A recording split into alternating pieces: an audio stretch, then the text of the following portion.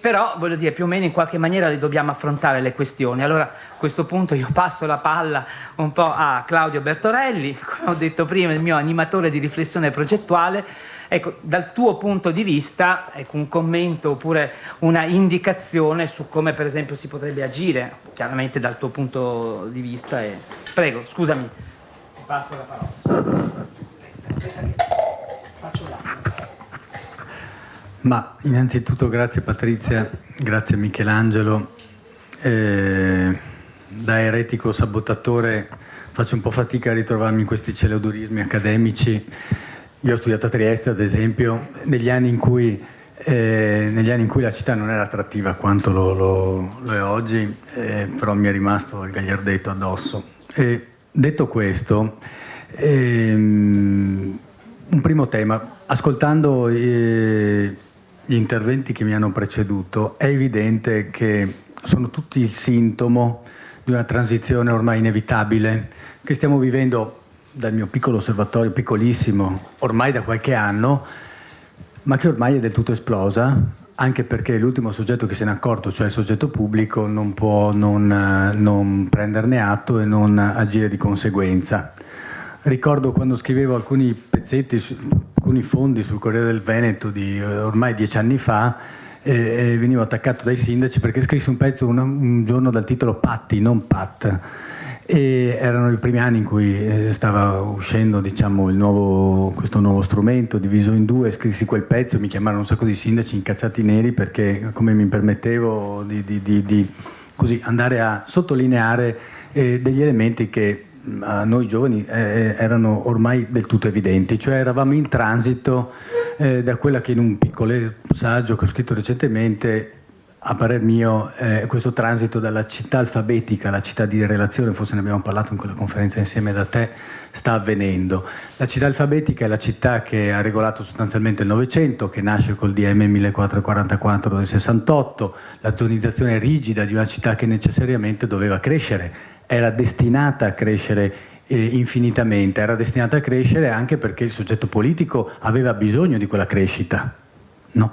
È ovvio che nel momento in cui improvvisamente, in meno di 10 anni, la città non cresce più, è ovvio che cambiano i modelli radicalmente, ma il soggetto pubblico ci mette molto a cambiare gli strumenti normativi che regolano i modelli di prima, e quindi noi oggi siamo immersi in una situazione in cui abbiamo ancora i modelli della città alfabetica, le zone A, B, C, D, E, F, no? Man mano che usciamo radialmente dalla città, alcune città hanno perfino le zone H, per dire, no? E avanti così. Dicevo appunto, il verso si è invertito, oggi siamo alla città di relazione, cioè siamo alla città che deve tornare a riconnettere tessuti che sono stati rigidamente e volutamente, giuridicamente tenuti del tutto separati. Un centimetro di qua ho una scheda urbanistica, un centimetro di là ne ho un'altra, ma vi posso dire che ad esempio in Toscana io mi sono trovato a fare il masterplan del paese di Pinocchio con l'Odi 3 anni fa, per conto della Fondazione Nazionale, e il piano paesaggistico regionale, su cui si è discusso parecchio, sostanzialmente tagliava in due Collodi, perché Collodi non era letta dal punto di vista culturale, era solo letta come confluenza di una valle nella quale a sinistra arrivava, diciamo, il sistema di Capannori, a destra partiva un altro sistema territoriale, e Collodi si trovava sostanzialmente ad essere tagliata in due. Peccato che al centro ci fosse il paese di Pinocchio e ci fosse una gran cassa, diciamo, sul rinnovare la centralità che era stata un tempo appunto il Collodi. Non è stato possibile fare nulla, nel senso che quello strumento urbanistico divideva in due Collodi e da lì non si poteva ripartire. I miei anni recenti sono stati tutti anni molto finalizzati, diciamo, a cercare di far deragliare certi treni rigidi che andavano avanti. Ricordo 2 anni fa, quando c'è stata l'occasione, diciamo, di lavorare sulla legge per il contenimento del consumo di suolo, che ancora oggi, insomma, dopo 2 anni dalla sua entrata in vigore, è molto combattuta. I rapporti dicono che il Veneto è una città che continua, è un territorio, una regione, è una città, grande città metropolitana che continua a erodere suolo, ma magari lo dice riferendosi a dati che sono anche recentissimi, ma ormai sono vecchi. no? Chi opera sul mercato non può non dire, chi è il capo dell'edilizia privata di una città non può non dire che gli oneri derivanti da titoli edilizi siano in crescita. Tutt'altro, c'è una crisi totale, no? Cioè, siamo alla città che ricresce al proprio interno, non siamo più alla città espansiva. Dicevo appunto 2 anni fa, quando ci siamo occupati di quella legge, si è verificato proprio il fatto che diciamo da una parte del tavolo c'erano i soggetti che vedevano a quella legge come finalmente ad una legge che avrebbe sostanzialmente bloccato quella che era l'espansione caotica che era già avvenuta però, e alcuni soggetti che ritenevano che in occasione di quella legge si potesse cominciare a discutere di nuovi termini, ad esempio, no? Di nuove possibilità. E per quelle strane convergenze politiche che a volte accadono, a me è stato chiesto di dare un contributo e quel contributo è stato scritto in 2 orette, però quelle 2 orette sono, quel testo che si è depositato in quelle 2 orette per magie politiche è diventato l'articolo 8, che oggi è l'articolo 8 della legge sul contenimento del consumo di suolo, che ha istituito in Veneto per la prima volta gli usi temporanei dei luoghi. E improvvisamente il Veneto, cioè questa regione drammaticamente votata all'erosione dei suoli, si dota di un articolo assolutamente eretico, perché nella città alfabetica immaginatevi come si poteva pensare di discutere di usi temporanei. Se tu hai un retino urbanistico, quello te lo tieni oppure paghi perché quello venga modificato, no? E se non c'è una convergenza politica, quel retino non cambierà mai. Improvvisamente una legge regionale istituisce gli usi temporanei dei luoghi, ma il soggetto pubblico non sa, soprattutto il soggetto amministrativo, non amministratore, non è in grado di attuarla, e Luciano sa bene che cosa significa, no? E quante volte negli ultimi 2 anni ci siamo trovati al tavolo con i soggetti amministrativi a cercare di attuare l'articolo 8 per metter mano ad esempio ai luoghi dismessi produttivi di cui siamo pieni in Veneto, e ancora non ce l'abbiamo fatto. Credo che a San Donà, grazie ad esempio ad amici comuni come l'architetto Gerotto, si è riusciti a fare qualcosa, ma vi posso dire che a Treviso, se oggi aprite il Corriere del Veneto, vedete questa operazione di cui inauguriamo domani un po' di mostre, l'ex Pagnossin davanti all'aeroporto, di cui io mi sto occupando da 2 anni, vi assicuro che è una fatica mostruosa. Quindi siamo in transito dalla città alfabetica alla città di relazione, e in questo transito sicuramente la lettura sociale dei luoghi è, a parer mio, una cartina di tornasole fondamentale, e in molte occasioni, lavorando su quello, io mi sono trovato molto rapidamente a risolvere delle cose. Faccio un esempio.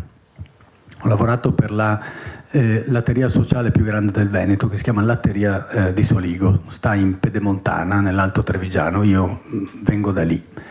E la latteria sociale aveva circa 100.000 metri cubi di capannoni dismessi che aveva lasciato nei decenni dietro di sé. Ad un certo punto cambia viene fatta una variante al piano di interventi che istituisce improvvisamente una norma per cui chiunque fosse stato proprietario di capannoni prima sottoscriveva, diciamo, un accordo con il soggetto pubblico in cui rinunciava al 70% della cubatura, e poi il soggetto pubblico era disposto a sedersi al tavolo per discutere dei cambi di destinazione d'uso. Era evidente che quel passaggio normativo scontava anche un po' il sentiment che in quegli anni, vi parlo di 4-5 anni fa, improvvisamente era scoppiato, no? Per cui coloro che avevano metri cubi sostanzialmente erano cattivi, e si stava creando questa situazione, no? E potete immaginare lo stallo che si crea nel momento in cui succede una cosa di questo tipo, e il soggetto cooperativa sociale, Latteria di Soligo, non riusciva più a dialogare col soggetto pubblico, non c'era una soluzione che si potesse trovare, perché non è che d'emblée tu puoi nel tuo bilancio azzerare il valore che hai messo a bilancio, no? Lo hanno dovuto fare le banche necessariamente, sappiamo un po' com'è andata anche in Veneto, no? Negli ultimi anni, ma quella cooperativa sociale non lo poteva fare. E che cosa abbiamo fatto ottenendo all'unanimità in Consiglio Comunale un accordo? Abbiamo costruito un appello di pensiero che desse nuovo senso a quei 100.000 metri cubi. Abbiamo istituito quello che oggi si chiama Parco Sociale Soligo, no? Cioè un luogo che non era normato in maniera urbanistica, ma aveva una semplicissima regola: vale tutto piuttosto a patto che tu mi dimostri che qualunque valorizzazione edilizia tu farai su ognuno dei 40 edifici dismessi che hai abbia un connotato sociale, cioè devi riuscire a dimostrarmi nello strumento urbanistico attuativo successivo all'accordo di programma ai sensi dell'articolo 6 della legge regionale, devi dimostrarmi che quella cosa ha valenza sociale. Quindi, ad esempio, la prima cosa che abbiamo fatto è stato di prendere 2 edifici del borgo storico e di realizzare l'archivio storico della latteria mettendo a lavorare i disabili sociali dell'ASL. Quindi abbiamo fatto una triangolazione con l'ASL e facilmente abbiamo attivato quella pratica.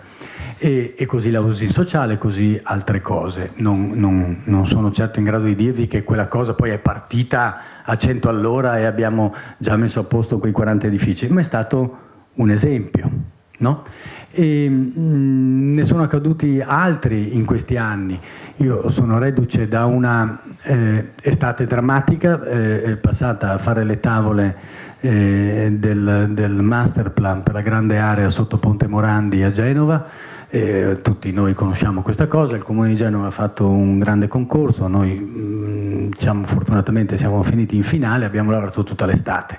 Quanto ho discusso con i miei colleghi perché l'8ª tavola si chiamasse cantiere sociale, cioè fosse una tavola che cercava di mettere in evidenza come anche tutte le fasi di cantieri, 4 anni di cantiere della grande master plan sotto Ponte Morandi, potesse non essere una somma di perimetri chiusi e invalicabili per quella comunità che oggi sconta le fatiche che conosciamo, ma potesse diventare appunto un cantiere sociale fin dalle fasi di cantiere edilizio. E questo modus operandi nella testa ad esempio dei soggetti che per questioni di ordine professionale si sentono vocati alla rigenerazione urbana, no?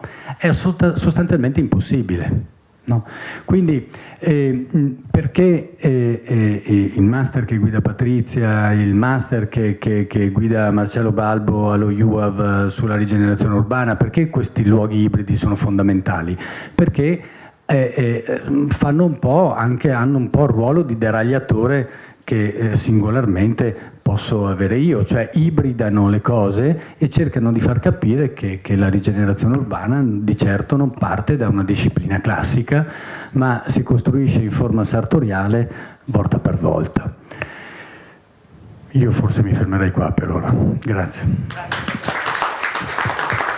E anche io ringrazio Claudio perché mette l'ultimo tassello a questo mosaico che abbiamo voluto costruire. Cioè, come potete immaginare, era un po' strategico l'intervento di Claudio perché appunto lui non si muove lungo le strade canoniche della rigenerazione urbana, quindi lui non segue le procedure tradizionali di disegno di un piano, di un progetto, le varie fasi di approvazione del progetto, quindi poi dopo una contrattazione per riuscire a trovare la misura giusta per realizzare questo progetto, quindi la ricerca dei finanziamenti, eccetera.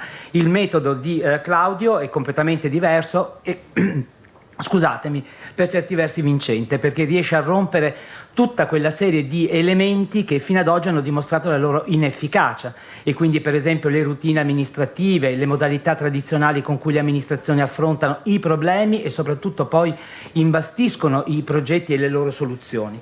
Allora, proprio da questo punto di vista le esperienze che ha fatto Claudio, che abbiamo anche presentato durante una lezione al master, sono la prova come oggi c'è, e questo è vero, è una fase di transizione, c'è lo spazio per sperimentare anche diciamo, nei settori, negli ambiti che noi immaginiamo più tecnicistici, nel senso che la procedura urbanistica non sembra creare spazio per modalità diverse, bisogna seguire quanto dice la legge. Invece tutta una serie di esperienze ci dimostrano che ci sono le condizioni, ci sono le possibilità, però a questo punto ci vuole una nuova capacità di costruire le reti, di costruire i rapporti fra istituzioni, le comunità, di costruire anche i rapporti che i tecnici hanno con i cittadini, con le istituzioni, costruire queste diverse soluzioni che hanno molto spesso anche molto di sperimentale, cioè nessuno è certo del risultato. Quello che però è certo è il tentativo di voler trovare una soluzione diversa. Se va bene, se no vuol dire che cercheremo una soluzione diversa, ma sempre, come dire, differente da quella che sarebbe la routine urbanistica. Quindi, come dire, è proprio questo lo spazio nel quale ci muoviamo noi con il master e soprattutto immaginiamo con i nostri studenti, cioè gli spazi nuovi che si aprono anche come vi dicevo, nei sistemi più rigidi.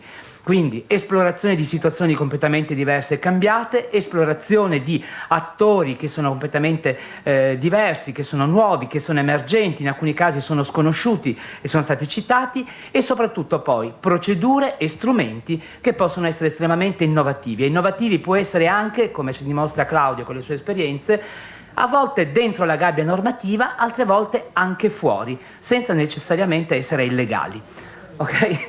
Se ci sono domande abbiamo ancora un quarto d'ora di tempo, oppure facciamo una pausa per poi passare alla fase conclusiva del nostro convegno.